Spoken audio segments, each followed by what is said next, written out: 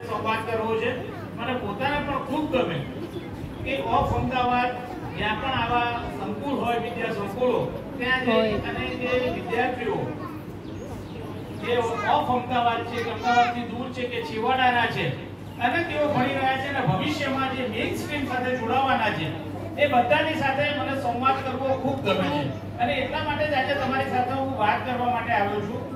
સૌથી પહેલા તો તમને સૌ કોઈને મારે અભિનંદન એ આપવાના છે કે તમે એક એવી શાળામાં ભણી રહ્યા છો। તમને સદાય એનું ગૌરવ હોવું જોઈએ કે તમારી શાળામાંથી સમાજને પ્રેરણા આપનાર તમારી શાળામાંથી સમાજને પ્રેરણા આપનાર મુક્તિવલ્લભ મહારાજ સાહેબ આ શાળામાં ભણ્યા છે। તમે નહીં માનો અમદાવાદના સારામાં સારા ઓર્થોપેડિક સર્જન મુકેશભાઈ શાહ એ પણ તમારી શાળામાંથી ભણ્યા છે। તમે નહીં માનો કે તમારી શાળા એ સदैव પોતાના ગામને યાદ કરે છે અને સ્વીકારે છે કે અમારે ઋણ ફેડવાનું બાકી છે અને ગમે તેટલું કરીએ ઋણ ફેડાય એવું નથી। ત્યારે પણ જે સમયે પણ સંસ્થાને અમારી જરૂર હોય ત્યારે અમારે ઉપસ્થિત રહેવું જોઈએ। આવો સાક્ષી ભાવ નાનપણમાં સારી વાતો કરી છે કે ગામના પૂજારી છે કે જેમણે તમને ધર્મ પ્રત્યે જોડ્યા છે।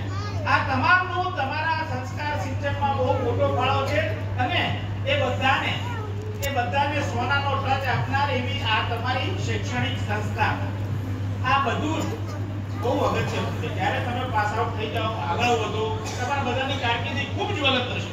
જે સંકુલમાં તમે ભણી રહ્યા છો મને શ્રદ્ધા છે અહીંયા બેઠેલા તમામ બાળકોનું ભવિષ્ય 100% ઉજ્જવળ છે પણ એ થયા પછી ગામ તરફ મોં વાળીને જોવાની ટેવ હંમેશા રાખજો કારણ કે તમારા પછી પણ ગામની નવી એક જનરેશન બહાર નીકળવાની છે અને એમને પણ ખબર પડવી જોઈએ કે આગળની જનરેશન આગળ નીકળી છે એવી જ રીતે અમારે પણ તૈયાર થઈને આગળ નીકળવાનું છે અને એ જનરેશનનો હાથ પકડવા માટે જ્યારે તમે સમૃદ્ધ હો ત્યારે તમારી આંગળી લંબાવજો। એ સૌથી પહેલી અને છેલ્લી જરૂરિયાત આ સંકુલની રહેશે।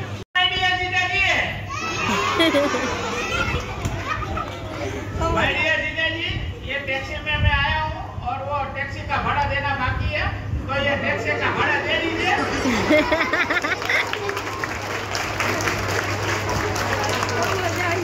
Thank you very much.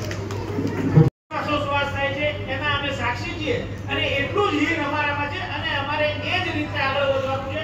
અમારા માથે પણ દાયિત્વ છે કે આ ગામને વધુ ને વધુ આગળ લઈ જવું અને જ્યારે તમે ભણી લો સૌથી અગત્યની વાત જ્યારે તમે ભણી લો આગળ વધી જાઓ એવું કહેવાતું હોય છે કે બાપના કૂવામાં પાણી પીવું કે પછી બાપના કૂવામાં ડૂબી ન મરવું આગળ વધતા રહેવું આવું લોકો કહેતા હોય છે। કેટલાક લોકો એ માની પણ લેતા હોય છે કે ગામડામાં આપણે ભણ્યા હવે